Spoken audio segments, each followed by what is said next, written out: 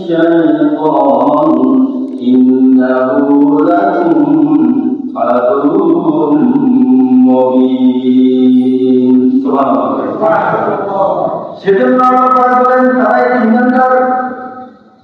যারা ঈমানদার তোমরা একেবারে ইসলামের মধ্যে সুন্দরভাবে আত্মসমর্পণ করে প্রবেশ করো, শয়তানের অনুসরণ করিও না, অনুকরণ করিও না। হযরত আইয়ুব আলাইহিস সালাম শয়তানের অনুকরণ করে নাই, শয়তানের পিছনে যায় নাই। শয়তান বললেন তোমার আইয়ুব সকাল থেকে সন্ধ্যা পর্যন্ত, আবার সন্ধ্যা থেকে সকাল পর্যন্ত একমাত্র তোমাকে ডাক দেয়, তোমার জিকির করে, তোমার শুকর আদায় করে। আমি ইচ্ছে করলে আইয়ুবকে তোমার এই কাজ থেকে দূরে সরাই রাখতে পারি। শুধু একটু হুকুম দেন, সামান্য একটু হুকুম দেন, আমি যেন আইয়ুবকে পরামর্শ করে দিই।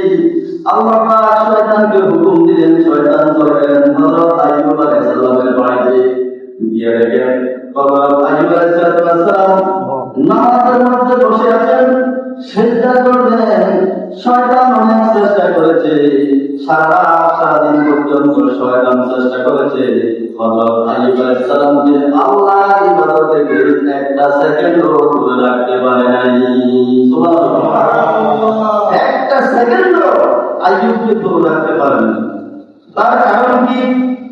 হুয়াল আউয়াল ওয়াল আখির ওয়াল যাহির ওয়াল বাতিন ওয়া হুয়া বিকুল্লি শাইইন আলীম। সুবহানাল্লাহ। তার কারণ হচ্ছে শয়তানকে একদিকে আল্লাহ পাক নির্দেশ দিলেন হযরত আইয়ুবকে পরামর্শ করার জন্য, আরেকদিকে আল্লাহ পাক বলেন আমি তো আইয়ুবের ডানে আছি, বামে আছি, উত্তর দক্ষিণ পূর্ব পশ্চিম দিকে আছি। শয়তান যত চেষ্টা করুক না কেন ইমানদার আমলদার ব্যক্তিকে কোনদিন পথভ্রষ্ট করতে পারে না। সুবহানাল্লাহ। পথভ্রষ্ট করার মতো ক্ষমতা শয়তানের নাই। সেজন্য আল্লাহ রাব্বুল আলামিন বলেন ফেরেশতারা আল্লাহকে ডাক দিয়ে বলেন রাব্বুল আলামিন হযরত আইয়ুব আলাইহিস সালামকে আপনি সম্পদ দিয়েছেন, ছেলে মেয়ে দিয়েছেন, ছেলে 4টা, মেয়ে 3টা, 7টা ছেলে মেয়ে দিয়েছেন, অসংখ্য সম্পদের মালিক করেছেন। সেজন্য আইয়ুব প্রতিদিন আপনার দরবারে শুকর গুজার করে হাম করে, আল্লাহ আল্লাহ জিকির করে। আল্লাহ পাক বলেন না ফেরেশতারা আমার আইয়ুবের যদি ছেলে মেয়েদেরকে হত্যা করে দেওয়া হয়, সম্পদ লুণ্ঠিত করে দেওয়া হয়, হযরত আইয়ুব আলাইহিস সালাম একবার আমার ভেতর ঢুকছে, কিয়ামত পর্যন্ত আমার ভেতর থেকে আইয়ুব বের হতে পারবে না। সুবহানাল্লাহ। ওয়া ইন তা'উদ্দু নি'মাতাল্লাহি লা তুহসুহা। সূরা রহমান বলেন ফাবিআইয়ি আলাই রাব্বিকুমা তুকাজ্জিবান। আল্লাহ পাক বলেন পৃথিবীতে সকল নিয়ামত দিয়েছে বান্দা, পৃথিবীর 7 সমুদ্রের পানি ওজন করা যাবে। পৃথিবীতে যত ভালোবাসী আছে সব ভালোবাসী তোমরা এক এক করে জানতে পারবে, কিন্তু আমি আল্লাহ পাক পৃথিবী আর বাস্তবতার জন্য যত নিয়ামত দিয়েছে বান্দারা আমার ক্ষুদ্র একটা নিয়ামত তোমরা অস্বীকার করতে পারবে না। সুবহানাল্লাহ। দেখেন আমরা সম্পদে আছি, আল্লাহ পাক হযরত আইয়ুবকে কেমন পরীক্ষা দিলেন। আইয়ুবকে বলেছেন যে আইয়ুব তুমি আমার কাছে সুস্থতা দান করো, পুত্র দান করো। হযরত আইয়ুব বলেন আল্লাহ তাআলা রোগ মুক্ত ছাড়া আর সুস্থতা ছাড়া আমি বাঁচতে চাই, মুসিবতে পড়তে চাই, বিপদে পড়তে চাই, বিপদে না পড়লে তো হযরত ইউনূসের মতো আমি বাঁচতে পারবো না। হযরত ইউনূস আলাইহিস সালামকে যেমন আল্লাহ পাক বাঁচিয়ে দিলেন, এমনি ভাবে আল্লাহ পাক হযরত আইয়ুবকে বিশাল রোগ থেকে মুক্ত করে দিলেন। সুবহানাল্লাহ। সে আল্লাহ আরো আপনার নাই, সে আল্লাহ পাক আবার বলতেছেন আইয়ুব আলাইহিস সালাম নিজের ভুলের কারণে মুসিবত যদি সুস্থ সুস্থতা চাইতে তারা আমি সুস্থতা দিয়ে দিতাম, সম্পদ দিয়ে দিতাম, ছেলে মেয়ে দিয়ে দিতাম, সব দিয়ে দিতাম। হযরত আইয়ুব যেহেতু আমার কাছে মুসিবত চেয়েছে, দুর্যোগ চেয়েছে, বিপদ চেয়েছে, তখন আল্লাহ বলেন আমি রহমতের ফেরেশতার মাধ্যমে আমার পক্ষ থেকে আইয়ুবকে পরীক্ষা করে দেখাইলাম। সুবহানাল্লাহ। আল্লাহ তাআলা নিজে পরীক্ষা করেছেন আইয়ুবের কারণে। আল্লাহ রাব্বুল আলামিন বলেন মা আসাবা মিন মুসিবাতিন ইল্লা বিইذنিল্লাহ ওয়া মান ইউমিন বিল্লাহি ইয়াহদি কলবি ওয়াল্লাহু বিকুল্লি শাইইন আলীম। সুবহানাল্লাহ। এছাড়া আল্লাহ কি বলেন, মুসিবত আইয়ুবের কারণে পড়ছে, আমি ভয় নেই, যা আমি পরীক্ষা করেছিলাম। আল্লাযী খালাকাল মাউতা ওয়াল হায়াতা লিয়াবলুয়াকুম আইয়ুকুম আহসানু আমালা ওয়া তাআসাকুল মাউতু বিল হাক্কি। আমি শুধু পরীক্ষা করেছিলাম মৃত্যু সঠিক না ব্যাঠিক এটা বোঝানোর জন্য। মানুষকে সৃষ্টি করেছি, কে জিততে পারে তার আমল বেশি, তার আমল কম। আল্লাহ পাক সেজন্য আইয়ুবের সফল আসে এই প্রথম অর্থে আল্লাহ পাক পরীক্ষার মধ্যে বাড়াইয়া গোটা বিশ্ববাসীকে বুঝাইয়া দিলেন আইয়ুবের সব ছিল, কিন্তু আমি আল্লাহ পাক তাকে কবি বানাই দিলাম। আল্লাহ পাক কবি থেকে আরো তাকে রাজপ্রাসাদের লোক হিসেবে স্বীকৃতি দিয়ে দিলেন। যে মাসের যে ঘটনা সে আলোচনা কাশ্মীর নামা কাশ্মীর আমার ছোটবেলা থেকে আমার এটাই অভ্যাস। কারণ যে সময় যে গুরুত্বপূর্ণ আলোচনা এটাই করতে হবে। কারণ ইব্রাহিম ইসলামের কোরবানি হয়েছে দুম্বার মাধ্যমে, মুহররম মাসে কোরবানি হয়েছে ইমাম হুসাইনের গলার মধ্যে ছুরি দিয়ে মানুষ কোরবানি হয়েছে। আর সফর মাসে আল্লাহ হযরত আইয়ুবকে পরীক্ষা করাইয়া আবার সেই পরীক্ষা পাস করাইলেন। সুবহানাল্লাহ। এটা তো সব পরীক্ষা পাস হয়ে গেল, কিন্তু আমাদের কি অবস্থা হবে? হযরত আইয়ুব আলাইহিস সালামের মেষ বকরি ঘোড়া যা ছিল সব কিছু আকাশ থেকে পড়লো, আগুনে সে ধূলিসাৎ করে দিল। রাখাল এসে বলতেছেন যে আইয়ুব তুমি এখানে সেজদায় পড়ে আছো, তোমার বকরির মালগুলোকে ঘোড়া সবগুলোকে আল্লাহ পাক ধ্বংস করে দিল। হযরত আইয়ুব কি জবাব দিল, যে আল্লাহ এগুলা সৃষ্টি করেছেন সে আল্লাহ নিয়ে গেছেন, দেখেন আমি আইয়ুবের কিচ্ছু করার নাই। সুবহানাল্লাহ। خالدين فيها ما دامت السماوات والأرض إلا ما شاء ربك فعال لما يريد। যে আল্লাহ পাক আকাশ জমিন সৃষ্টি করেছে সে আল্লাহ পাক আকাশ জমিন ধ্বংস করে দিতে পারে, আমি আইয়ুবের কিচ্ছু করার নাই। আমার কিচ্ছু করার নাই।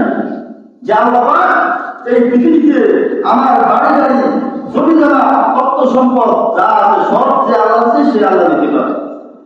হযরত আইয়ুবের ৬০ ছেলে ছিল, কয়জন? কথা বলেন কয়জন? ৩টা মেয়ে ছিল, মোট কয়জন?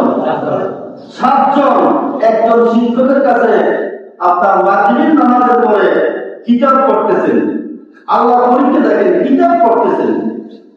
শিক্ষক একটা মিনিটের জন্য বাইরে গেছে, মানে আল্লাহর হুকুম।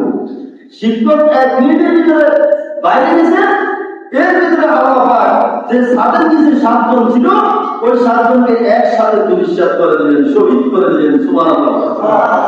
হুজুর কাছে গেছে, হুজুর শিক্ষক কাছে গেছে, কিন্তু ৭জন বাঁচে নাই।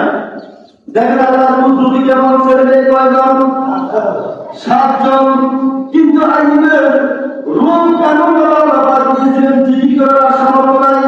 পায়ের কনিষ্ঠ আঙ্গুল থেকে জিহ্বার মস্তিষ্ক পর্যন্ত সব কিছু তছনছ করে দিয়েছেন। আল্লাহকে ডাকার মতো আর কিচ্ছু নাই। যে জিনিসটা দিয়ে আল্লাহকে ডাকবে আল্লাহ বলবে সুবহানাল্লাহ, আলহামদুলিল্লাহ, আল্লাহু আকবার, লা ইলাহা ইল্লাল্লাহ। এই কথাটি যে জিহ্বা দ্বারা বলবে আল্লাহ পাক সেই জিহ্বার মধ্যেও আপনার মশলা বের দিয়েছিলেন। সুবহানাল্লাহ।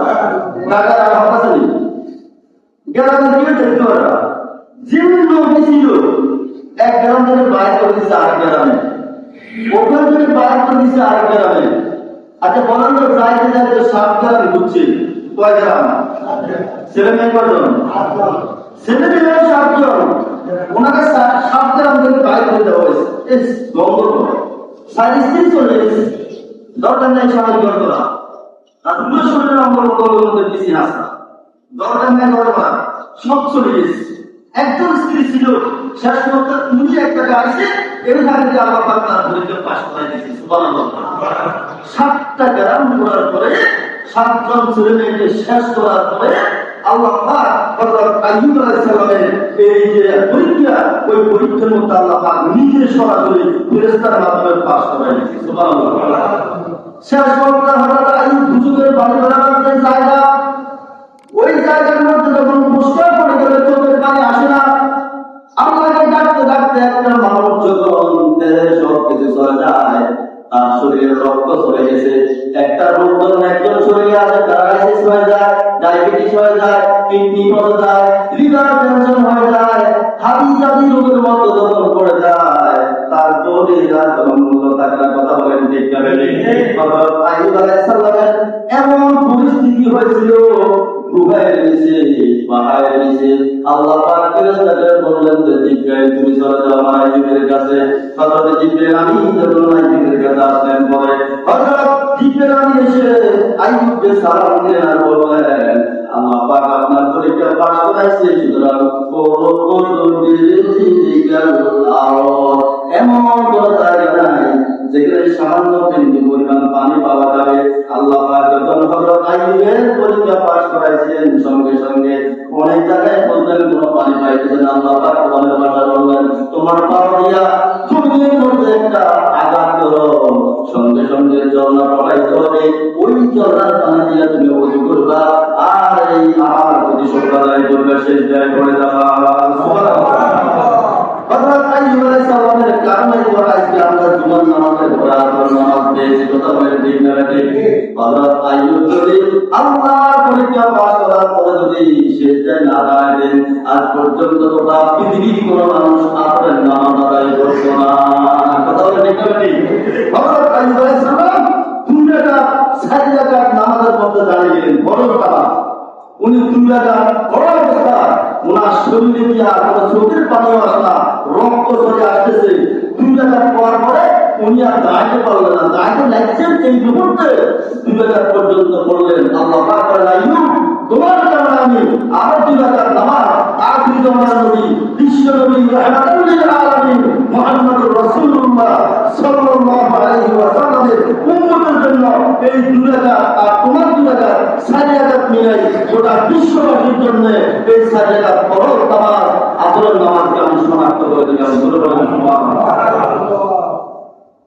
ইউনুসের পরীক্ষা পাস করার পর আল্লাহ পাক বলেন ফাস্তাজাবনা লাহু ওয়া নাজ্জাইনাহু মিনাল গামমি ওয়া কাযালিকা নুনজিল মুমিনিন। সুবহানাল্লাহ।